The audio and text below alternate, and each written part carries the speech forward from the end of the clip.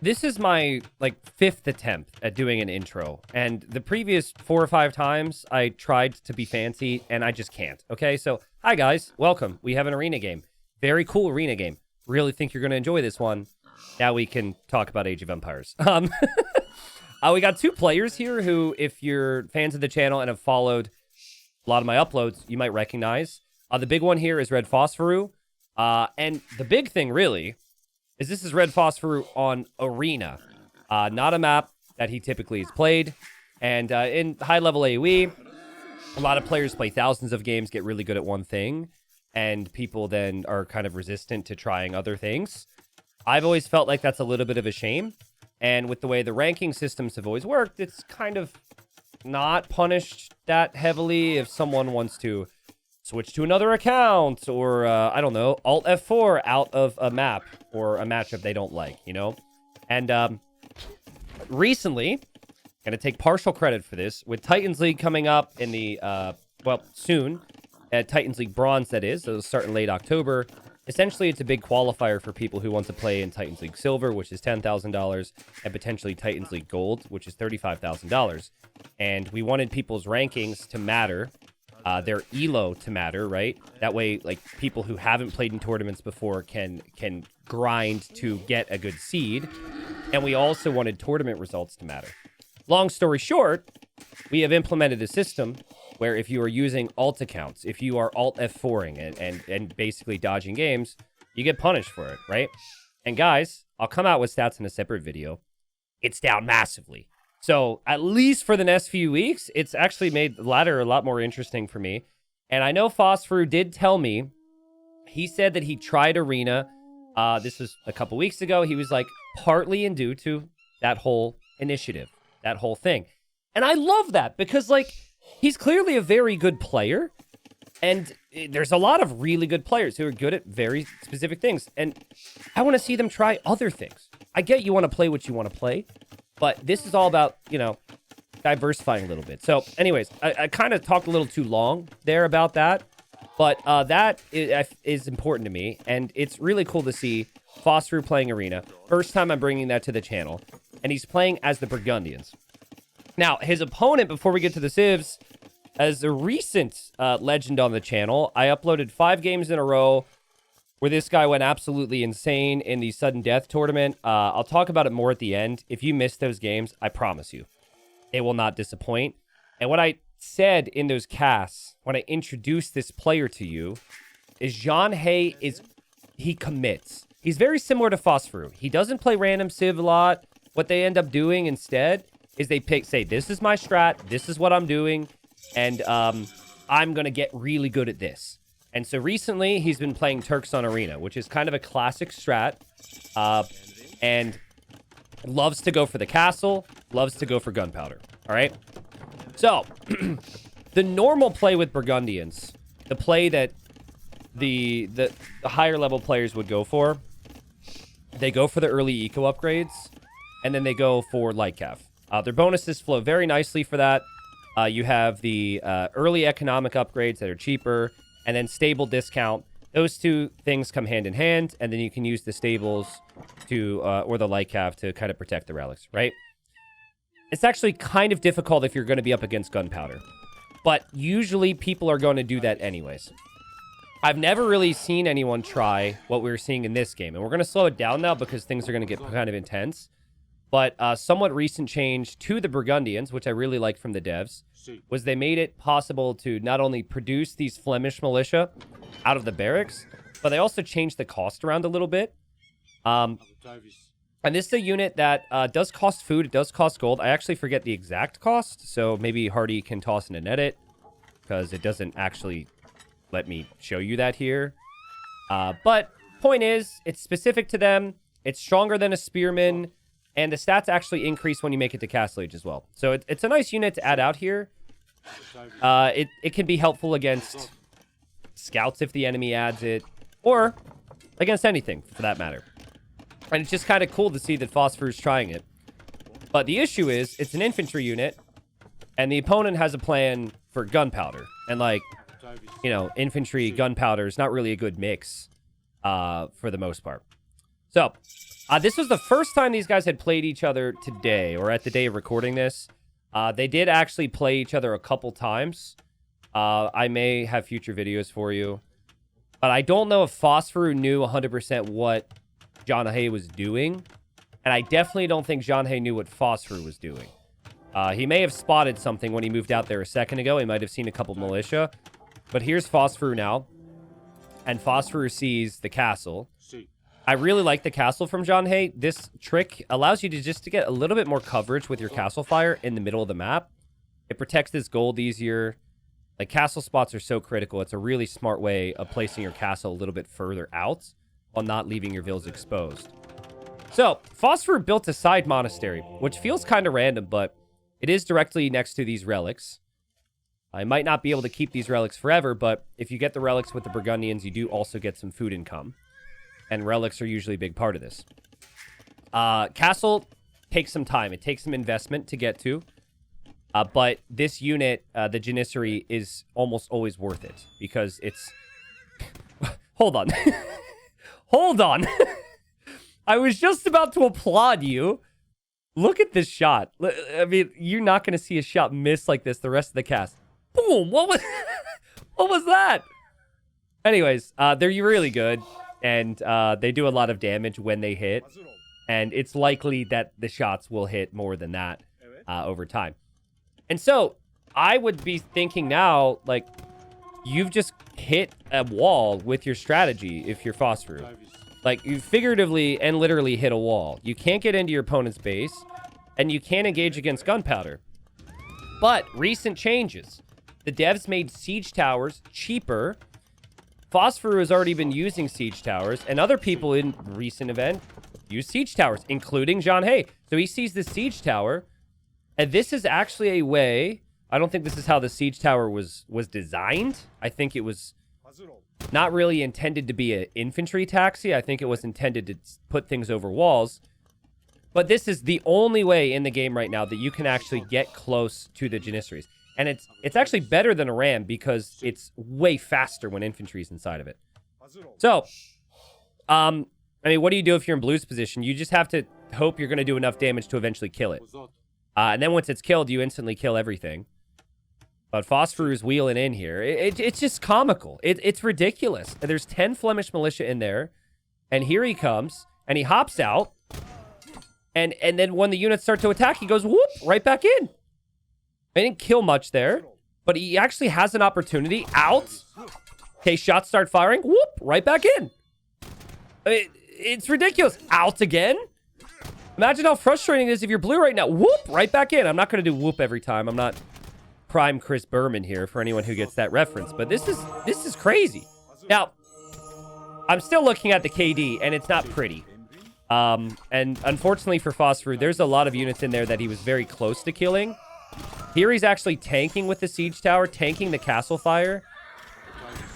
And so in the end, he actually does end up getting a couple kills there. And what also is nice for Phosphoru is he has kind of distracted his opponent, and he was able to get some relics over here. So that's good. It's a weird one because I don't think you want to have your relics there, but you take what you can get. Now, again, it's like the first time I saw this, obviously I knew it was Phosphoru, so I knew he was going to try some crazy stuff. But I still, like, the logic kind of set in. And I said, okay, what's he going to do now? You make 10 Flemish militia, what do you do now? Well, then he makes a siege tower. But now it's like round 2. Other people would switch out of this. And they would say, okay, well, that did enough. Now we switch into something else. No. You just make more. And these Flemish militia are cheaper than they used to be.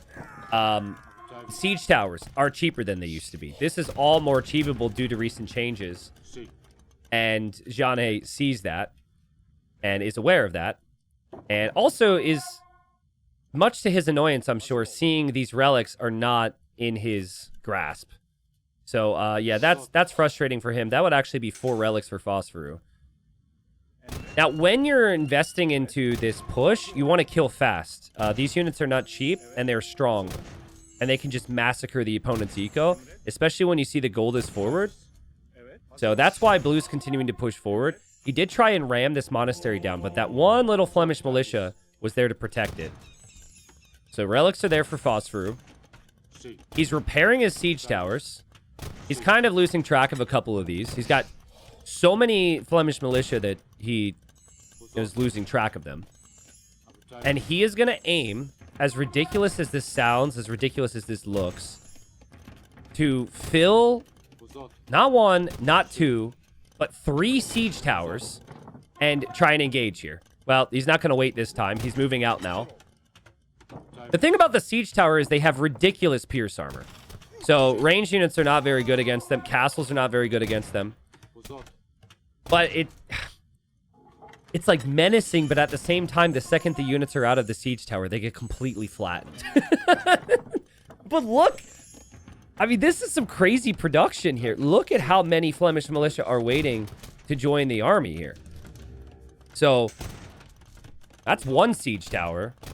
But now it's going to be 3 siege towers filled with infantry, and that's pretty scary. Now, redemption is in, so you can convert siege towers, but you have to be standing next to them. That was another change. I'll talk about that once I get a moment. Phosphoru will eject from one side. He will eject from the other side. He now gets in front of them, and these Flemish militia can't actually get back that easily because the siege towers are in front. Still, the KD remains pretty good for Jean Hay. Still, the Turks have lots of gunpowder, which you kind of need to stop. And Phosphoru, it's like you get excited, then you get disappointed, and Phosphoru's just gonna have to wheel back into his base and try again. Forgive me. Do not leave a comment saying, I can't believe that just happened. Actually, yeah, don't do it, because if I say don't do it, you might do it, and then people will watch more of the video. But sorry I didn't show you that. Noobcaster, I did, in my defense, just record 7 hours before this. So, Phosphoru's going to make more. And what we're about to see is, like, I've never seen it. I've never seen it, genuinely. This much commitment. But it's also, like, this epic, epic timing here, guys. Because the power of the Turks is usually, you mass the gunpowder, you get to a certain number. They need to do everything they can to try and stop this blob of gunpowder. And then, even if you do a decent job at that, they kill you an imp. Because they make it to imp, they can instantly make bomber cannons. It's like a nice little 1-2 punch. And so imp is on the way, which means you have to prevent your opponent from making trebs and bomber cannons and even dropping another castle, which is the plan for blue. This is textbook. What blue is doing is textbook Turks if you're playing with this build. And he's scared. And he's respecting these siege towers right now. He's trying to create a choke point so the siege tower can't benefit Phosphoru. Really smart. Looking to go in and out of the castle. Really smart. But guys, suddenly there's no answer for rams. Even the gates behind the wall here was smart from blue, so the siege towers can't send units over. The problem here for blue is he's creating a choke point, but he doesn't actually have anything to deal with the rams. Villagers are coming out now to repair this. That is 5 battering rams. The siege towers are still not dead. The Flemish militia are dying, but Phosphoru can make more Flemish militia. Phosphoru can make more towers. He has the buildings for that. And he didn't invest his resources into the Imperial Age. This is just perfect timing. Blue's completely caught off guard. And the siege towers are still alive. And they go for the full surround. The villagers would have died. These units could have died. And even still, I mean, I think a lot of them do die there. Jean Hay taps out because he knows he's been bested. GG. Game over. Siege. The Rams would have continued on. Siege his entire base. We just saw siege tower, ram, Flemish militia beat one of the most established high-level civilizations in AoE on Arena. That's ridiculous. That's insane. And again, this is a player. I know that Jean Hay is at like top 10, top 20, but you're 2,300-ish elo. You're around the top 100. And this is a player who doesn't play a lot of random civ. He has lived playing the Turks recently. So this is a proven strat.